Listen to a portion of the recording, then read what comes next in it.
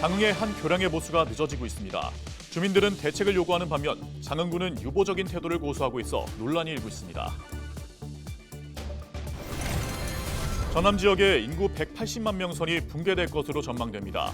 전남도는 출생아가 17살이 될 때까지 매달 20만 원을 지원하는 전남형 출생수당 지급 계획을 밝혔습니다.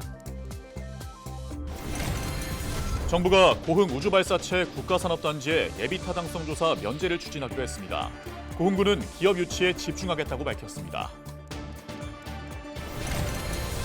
고흥 소록도가 4년 만에 다시 문을 열었습니다. 고흥군은 소록도의 활용 방안과 간호사들의 봉사 정신을 잇는 교육시설 확충에 뛰어들었습니다.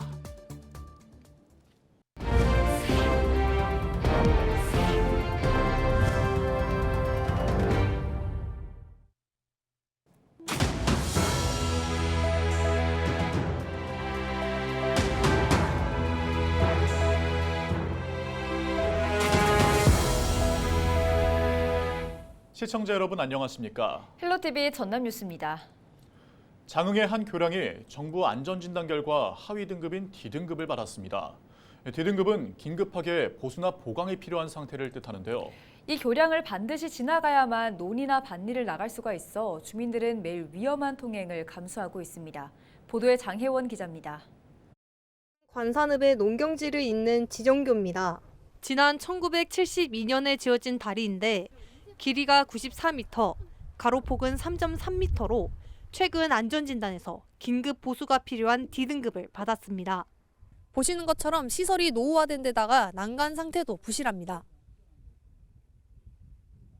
이 교량은 주민들이 농과 밭일을 하러 가기 위해 매일 지나는 곳.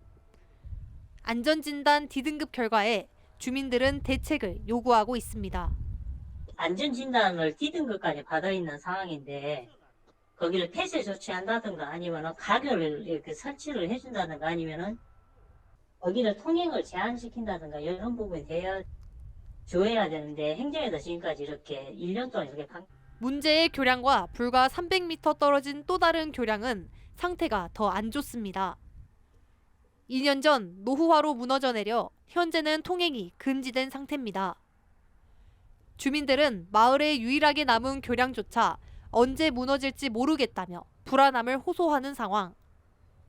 장흥군은 행정 절차상 승인 단계를 거치느라 시간이 걸릴 수밖에 없다는 입장입니다. 즉시 보수 요구에 대해서는 난색을 표했습니다. 교량을 보수할 예산이 부족해 국비와 도비를 받아서 공사를 진행해야 한다는 겁니다. 주민들의 이용이 잦은 데다가 우회도로는 3km 이상 이동해야 돼서 D등급을 받은 교량을 그대로 쓸 수밖에 없다고 설명했습니다.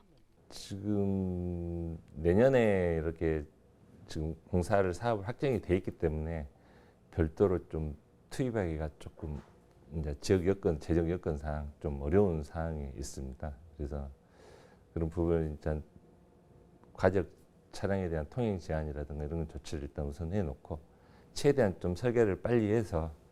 전문가는 시설물 안전 및 유지관리 특별법상 D등급은 긴급한 보수 보강이 필요하다며 사용 여부에 대한 결정이 시급하다고 강조합니다. 주요 부재의 결함이 발생하여 긴급한 보수 보강이 필요하며 사용 제한 여부를 결정하여야 하는 상태로 규정을 하고 있습니다. 사용 여부를 결정해야 되는 상태이기 때문에 일단 그 결정이 내려지기 전까지는 어느 정도 사용을 제한할 필요가 있을 수도 있습니다.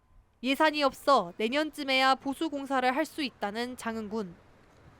주민들의 위험천만한 통행은 당분간 계속될 전망입니다. 헬로티비 뉴스 장혜원입니다. 올 상반기 안에 전남 지역 인구 180만 명 선이 붕괴될 것으로 전망됐습니다. 지난해 12월 말 기준 전남 인구는 180만 4천여 명으로 1년 전보다 1만 3천여 명이 줄어든 것으로 집계됐습니다. 이 추세를 감안한다면 올해 7월 전 180만 명대가 무너질 가능성이 점쳐지고 있습니다. 전남 22개 시군 가운데 인구가 증가한 곳으로는 나주가 921명으로 가장 많았고 광양 498명, 신안 179명으로 뒤를 이었습니다.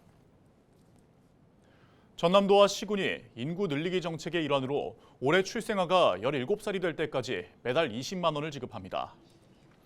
전남도는 소득 조건 없이 전남 지역 출생하라면 0세부터 17세까지 매달 도수당 10만 원과 시군수당 10만 원을 지급하겠다고 결정했습니다. 도 출생수당과 시군 출생수당을 동시에 받게 되면 18년 동안 아이 한 명당 4,320만 원이 지원될 전망입니다.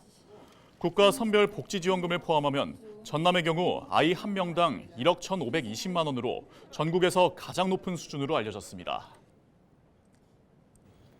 정부가 고흥 우주발사체 국가산업단지의 예비타당성 조사 면제를 추진하기로 했습니다. 기획재정부는 14일 비상경제장관회의를 열고 글로벌 첨단산업 경쟁에 대응하기 위해 첨단산업 클러스터를 신속히 조성하겠다고 밝히며 고흥을 비롯한 15개 국가첨단사업단지 후보지의 계획 수립 사전 절차를 대폭 단축하고 예타 조사 기간도 기존 7개월에서 4개월로 축소할 방침이라고 설명했습니다. 이와 관련해 고흥군은 정부의 계획으로 산업단지 사업 추진에 소요되는 기간이 7개월가량 줄어들 것으로 보이는 만큼 발사체 대표 기업을 비롯해 소부장 기업 유치에 집중할 방침이라고 밝혔습니다.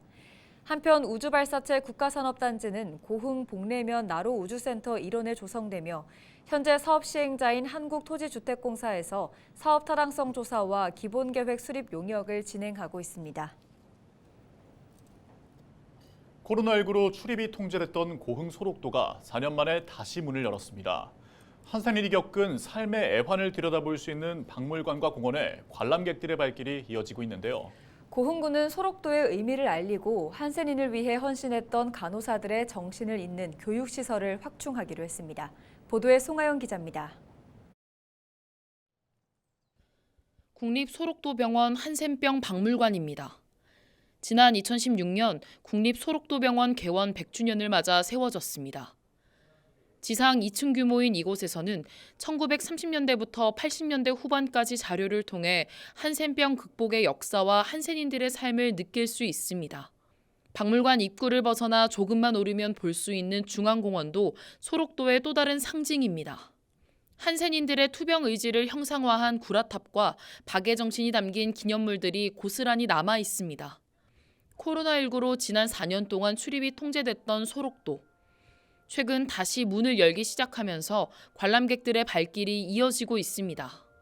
그냥 어떤 한센인들의 어떤 고충이라든가 이런 것들을 구체적으로 이렇게 보게 되고, 아까 저기서도 영상도 봤거든요. 참 안타깝고 고생 많았다 라는 생각이 드네요. 고흥군은 이와 더불어 소록도 활용 방안을 구체화하겠다는 계획, 소록도의 역사적 가치를 조명하고 지역 주민과의 상생 방안을 모색하는 용역이 이달 완료되면 정부의 국비 지원을 건의할 방침입니다. 뿐만 아니라 소록도에서 한센인을 돌봤던 마리안노와 마가렛 간호사의 봉사정신을 잇기 위한 사업도 추진됩니다. 고흥군은 나눔연수원 일원의 지하 1층, 지상 3층 규모로 최대 300명을 수용할 수 있는 교육시설을 확충해 글로벌 봉사 리더를 양성하겠다는 구상입니다. 전체 사업비 100억 원 가운데 절반을 확보한 상태로 오는 2026년 개관을 목표하고 있습니다. 마리안누 마가렛 글로벌 리더 양성 거점 공간 조성 사업이 완료되면 나눔연수원은 현 정부에서 역점적으로 추진하고 있는 온기 나눔 캠페인의 글로벌 거점 역할을 탄탄히 해나갈 것으로 기대하고 있습니다. 한센인들의 한이 서린 섬 소록도, 치유의 공간으로 거듭나기 위한 움직임이 분주합니다. 헬로티비 뉴스 송하영입니다.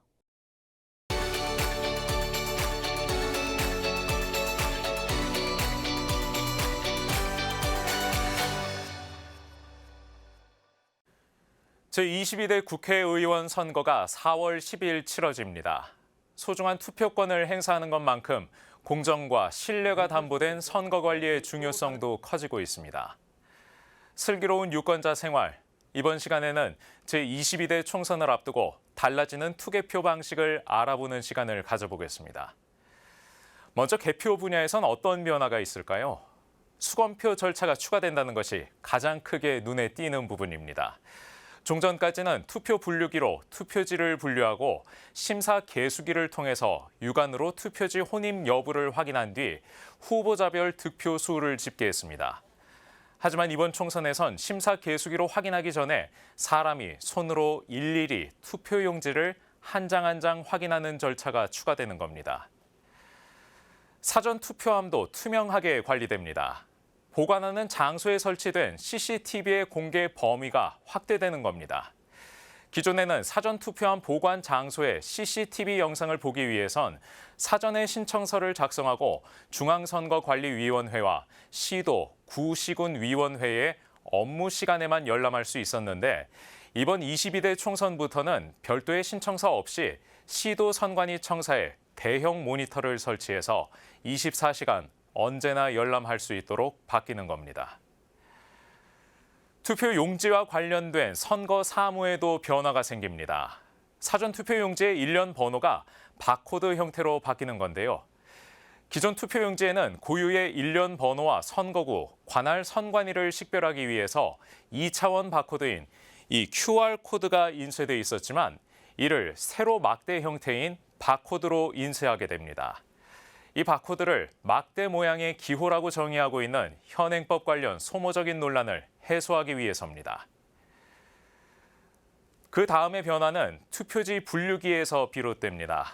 인가받은 보안 USB만 쓸 수 있도록 사용이 제한되는 겁니다. 국가정보원이 내부 조력자만 있다면 투표지 분류기에 USB 포트로 운영 프로그램을 해킹할 수 있다는 지적이 제기된 데 따른 겁니다. 이렇게 수검표에서 투표 용지까지 이번 총선에서 바뀌는 모든 변화는 하나에 초점이 맞춰져 있습니다. 바로 부정선거 의혹 차단입니다.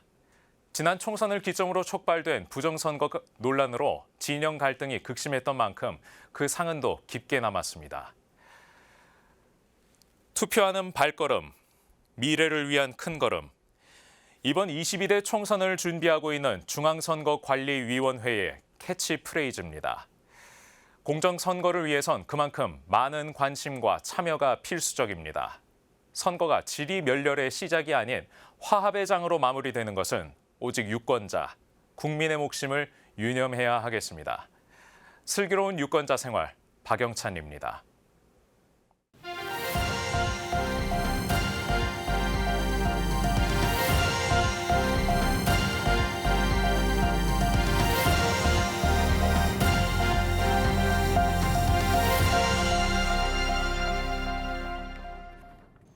김원희 목포시 국회의원 예비후보가 10대 핵심 공약을 발표했습니다. 김 예비후보는 목포대 의대 유치와 대학병원 설립을 반드시 이끌어내 의료 중심 도시를 만들겠다고 강조했으며 아리백 전용 국가 그린산단을 서남권에 유치해 목포를 해상풍력 중심 도시로 조성하겠다고 약속했습니다. 또한 목포역 대개조 3단계를 완성해 주민과 소통하는 역세권 개발을 추진하고 목포와 신안 선통합으로 서남권 광역도시 목포의 기반을 닦겠다고 밝혔습니다. 전남형 트램과 목포 광주 초고속도로 건설을 완성하고 2025 세계 남도 미식산업 박람회를 유치해 맛과 스포츠, 관광 문화 중심 도시 발판을 만들겠다고 설명했습니다. 배종호 목포시 국회의원 예비후보가 민심을 반영한 민주당 개혁공천 단행을 촉구했습니다.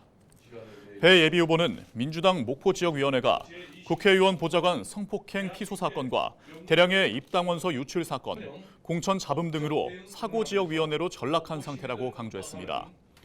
100% 시민 경선이 민심과 당심이 함께 가는 길이며 사고위원회로 전락한 목포지역위원회의 현실을 감안할 때 100% 시민 경선이 경선의 공정성을 최대한 보장하고 후유증을 최소화할 수 있는 최상의 선택이라고 밝혔습니다.